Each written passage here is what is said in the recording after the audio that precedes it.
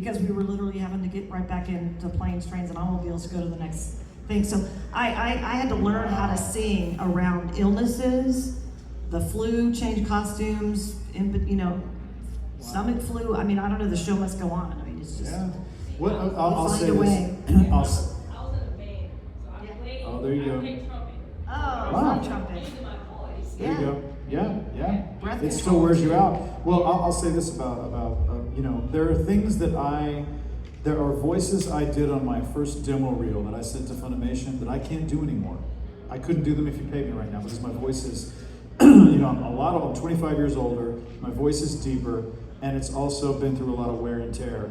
And I wish I would have had a vocal trainer with me to say, hey, listen, when you're in the anime booth, here's how you yell or scream and not wearing out your vocal cords. Some of it you can't help, because sometimes if you do a role, if you decide, hey, this is a good voice I could do, sometimes it's not a good idea. I did a comedy at ADV. It was one of my favorite anime comedies of all time. It's called Cromartie High School.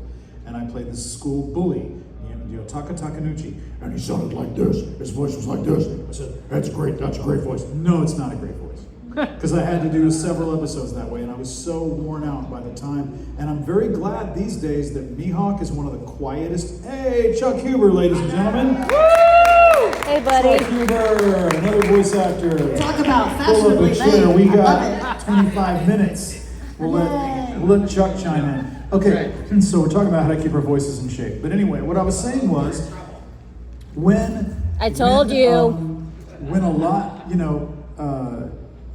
there are, everybody in One Piece is screaming their heads off, and Mihawk gets to be very quiet and reserved. I'm like, thank you so much for that I don't have to scream. General Criminal's just a British voice, etc. I don't get cast, thank goodness, as a lot of these younger lead role screamy teenagers, because my voice couldn't cut it. My voice could not cut There's stamina that you have to have. There is a for that lot of kind vocal stuff. stamina that you gotta have. I've heard it from a lot of other voice actors too, that they could only record for about 30 minutes of screaming and they gotta take a break.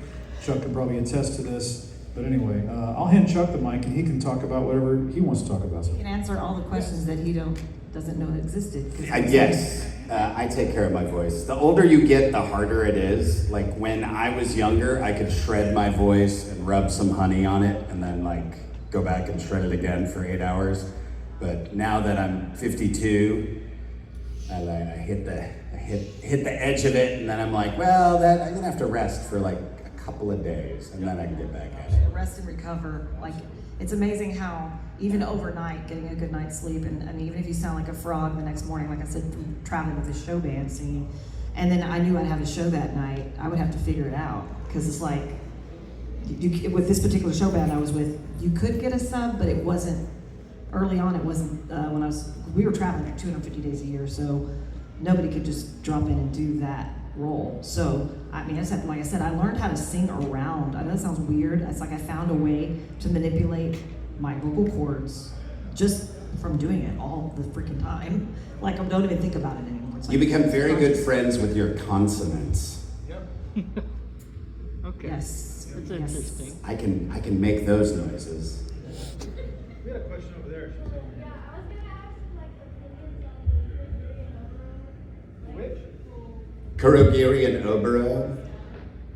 I don't know. What do you think? What do you think's gonna happen? I think maybe Kurogiri is gonna become a superhero and save everybody, and I don't know.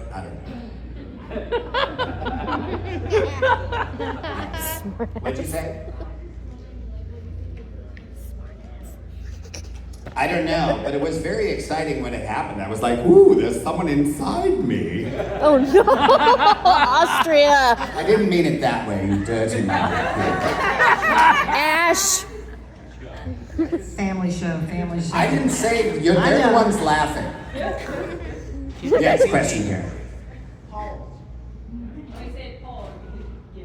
Okay, so you're saying Pause. Pause. No, pause, like to stop. What it is that you said something that in innuendo. Okay, we used to just buzz in. We'd go bzz. We'd buzz in. Any other questions? Someone save us. Yeah, back there. So, when y'all were starting out versus Full was smaller, was there ever a role y'all took that you just walked in and just immediately said, this isn't for me, or anything along those lines? It's hard to turn down a job. You try not that's to, because that's the wrong attitude to have. If you ever walk into a studio and think this isn't for me, you're already at a bad frame of mind to give a good performance. So you try to stay away from that way of thinking as much as you can, right?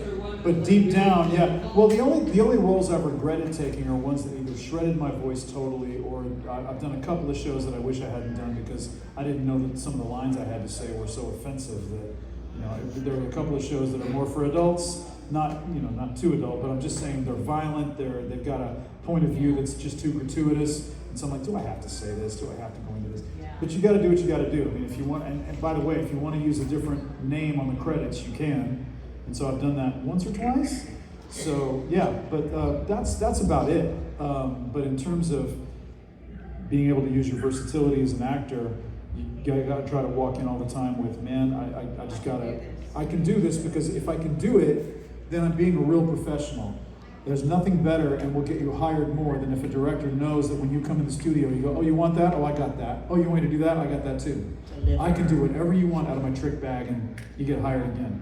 I have had, there have been maybe 4 or 5 times in my life where I've refused to say lines. Because it's like, you show up for your buddy who's a director and he's directing a show that maybe don't agree with, you're like, okay, but I'll show up for you because there was extra time on your session booked, and so you're like, okay, maybe it's one of those shows where you list a different name in the credits or whatever, but there have been several times where I was like, I will not say that line. You must rewrite that line. I will not say that out loud. My face won't say those words in that order. Period. AI at its finest. Yeah. There you go. What has been y'all's hardest role? Hardest role? The hardest is how we define hardest. Yeah, because it's Yeah, how do we define the hardest? physical beating of The physical beating of the voice. the cell The songs more you, go the more on. you scream, the Yeah. hardest it is. Yeah. There was an emotional role. I had to play a father of a young girl in a show called Phantom Memory Corral, and I had to be emotional and just crying and so upset about her fate all the time. That father was always an emotional wreck, and that took more out of me than any other role. Dramatically, that was the hardest role I had. Yeah, I think for me early in my career when Gohan has to cry, Gohan cries a lot. Yeah. And how am I going to make him sound unique every time and I just naturally got good at the reactions and because they called me the reactress because most of my lines when I was early in my anime career were background lines. They were exertions. I can't tell you how many times my direction was open mouth, shock, and awe.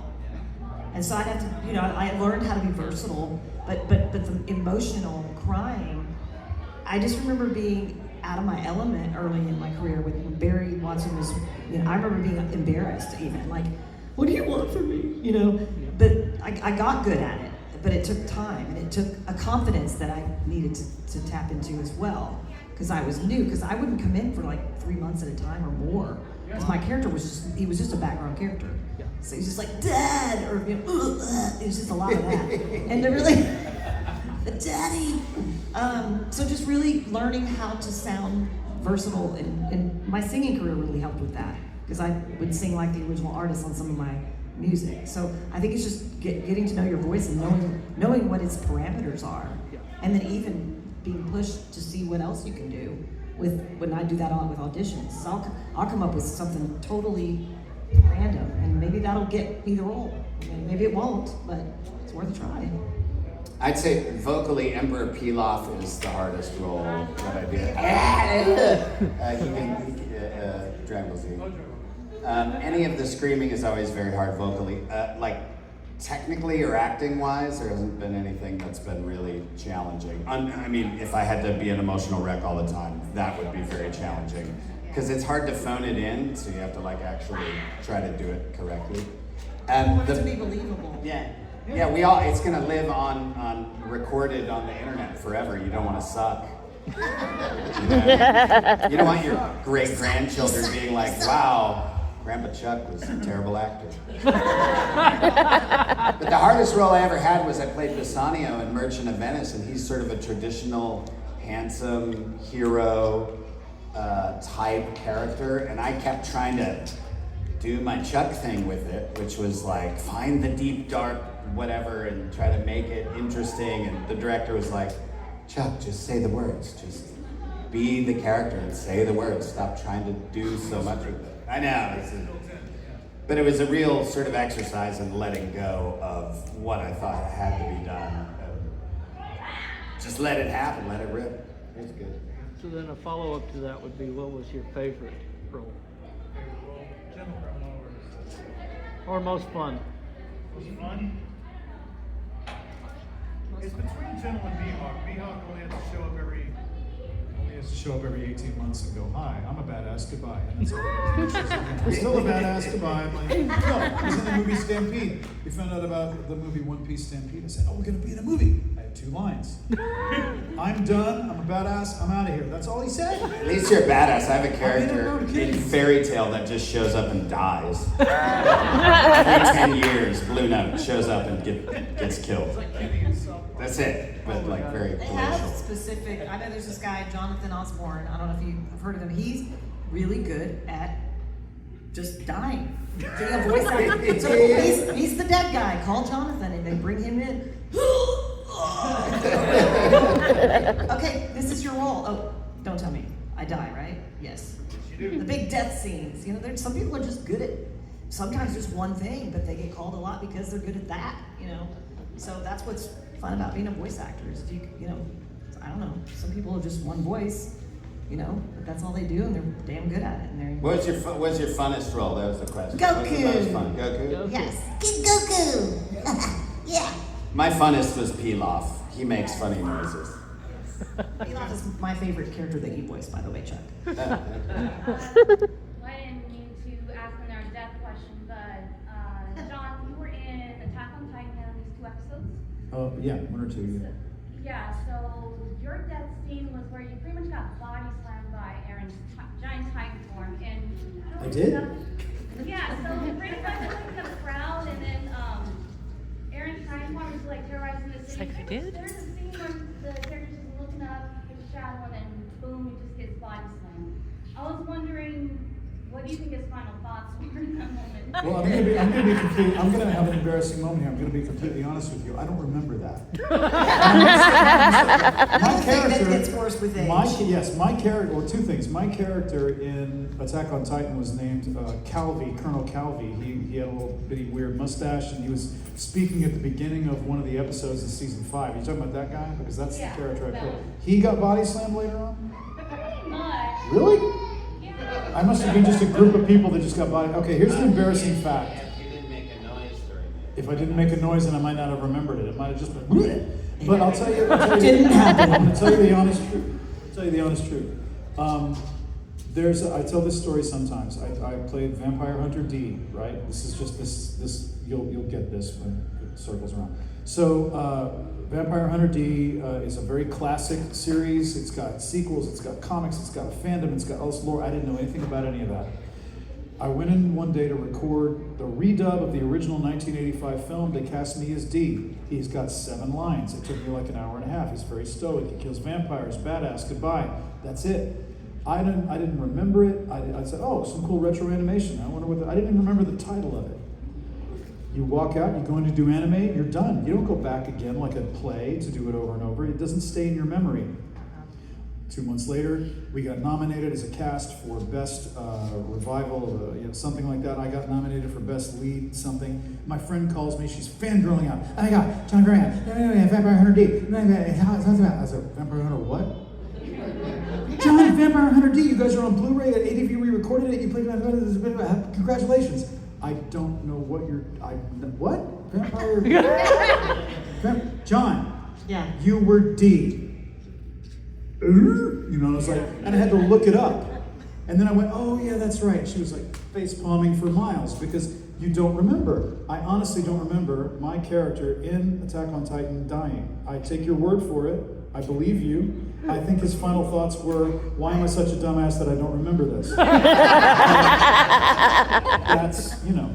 Those are my final thoughts now. About that. Sorry about that. I'm sorry I can't answer a better question now. Yeah, okay. Wah, wah, next question. Have you done Okay, any got a few live over here, action yes. Okay, we're in film school together. Great. And we just started, we're fixing to graduate. But one of the things I'm noticing is how much you have to rewrite scripts. Yes. What would y'all recommend for if you're just like, most of it's gonna be live, but if we do like a little bit of the animation or anything like that, what would you recommend for how to make it easier for you guys to actually do the roles? You gotta have good writers. I mean, And it's something that happens on the fly too. Yeah. sometimes When they you're in get the studio. changed. Yeah, right. If they don't fit the flaps, it's a whole different thing when you're doing. Well, we were just film. casting for our final mini 15-minute film for the master class. Okay. And he was the main script writer, and then I co-wrote with another one. It was like three It's of a us. lot of fun. Yeah. And the way we pictured, like, It changed pretty quick. yeah, like Yeah. one character was like white, and you know, and then all of a sudden one of the actors came in. He was trying out for BA, who was BA and Alexander were both black characters. Okay. And John changed because they fit the characters so well. Sure. So it's amazing how it changed like within 5 minutes. Unless you're the Coen Brothers or Wes Anderson, yeah, it's gonna change a lot. I think the only person to ever change a Coen Brothers script was George Clooney's uncle. Because George Clooney listened to his uncle to get the accent down, and he wouldn't say the swear words when he was reading the script for him, so he would say, gosh darn it, and dag nabbit.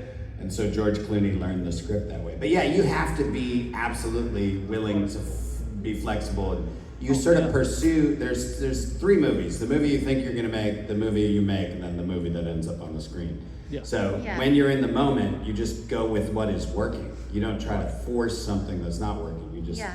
shift and move. And one thing I've noticed is that actors will be saying lines, and automatically they'll look at you like, why did you write this? So Oh, actors know if it comes out of our mouth and tastes like poo-poo, we're like, no, that's gotta change. so yeah. And then like The we way I had, like, see it a- is I think you need to make it your own. we did like one that was a cold read, you know, like the basics, and we were like, make this your own. And it's amazing, like it's Amazing amazing how what comes quick. out because they're like they do the How natural it sounds. part was, and then we said just bounce off us, and completely changed. Yeah, that's something we don't get to do dubbing though, not too much. No. We have to kind of be exactly what they write. So Yeah. do Yeah, you and do they y'all have to do any physically live change it action? in the computer Yeah. and everything. It has to be like documented correctly. Yeah. Yeah. So have y'all ever done any live action? Yep. Yeah. Dubbed live action? Yeah. That's weird. That's Just video games. One of the but weirdest things I had to do ever, it took forever for us to record. It's supposed to be an hour-long session, turned into 3.5 hours. Because it was a video for Shell Oil, Oh, and it wow. was a guy who was, I think, American or Scottish, who they cast in this thing. He's on a beach. At Shell, we do this and that, and he's talking like that. And they wanted him to sound American. They didn't want him to be Scottish. So he's a real-life Scottish actor. Oh my gosh. And his vowel sounds are shaping to be the Scottish sounds, and I had to do him as an American, but not make it That's sound or tough. look ridiculous. Wow. And that took so long for us to do. It was pointless. They shouldn't have done it. But Yeah. that was my weirdest corporate gig. Wow. That's was trying to crazy. make that happen. Those industrial type. Yeah. Yeah. Yeah, here's another really funny story, really quick, just because I want to tell it. It's funny. The stupidest thing, the weirdest direction I've ever been given was I was recording a voiceover for one of those 1-800, call 1-800 and get this new album by this soprano. Sarah Brightman, she recorded a new album called Harem. And it was Sarah Brightman's incomparable soprano voice has captivated millions worldwide, invites you to her new album Harem, blah, blah, blah. I sounded all corny and corporate and everything like that. And so the woman who was the director was from New York, and she was piped in from the internet, over the net, New York, in this headphone, and the music is in this headphone. So I'm trying to do this in the studio. And she says, John, that's great. You have to forgive me because I speak in metaphors. What I'm thinking when I'm listening to this music, this is the direction she tried to give me. What kind of wine would I be drinking listening to this music? I'm thinking like a nice full-bodied Merlot. I'm not making this up. I can actually see And this. I almost said to her, do you want a turning leaf Merlot or Beringer Merlot? What kind of Merlot? No, I didn't say. But so I go, let me, and I look at the engineer and I'm going, he's like, I'm going, let me see if I understand what you want me to do. Do you want me just to sound more Smooth. Okay. You want me to, like, okay. And then I just started improvising. I said, do you want me to just, like, I'm in a bathtub and I'm looking at the sunset, I'm having a go, oh yeah, the sunset, give me sunset. Give me sunset. Oh my God. And I didn't know what to do. So if you listen to the commercial, all I sound like is one of those guys who's got his eyelids half closed and he's just saying every line like this. Tonight on HBO, you like that. They're just the same stoned all the way through. She just should have said, sound stoned and boring. That's what I want you to sound like. Weirdest direction I've ever gotten.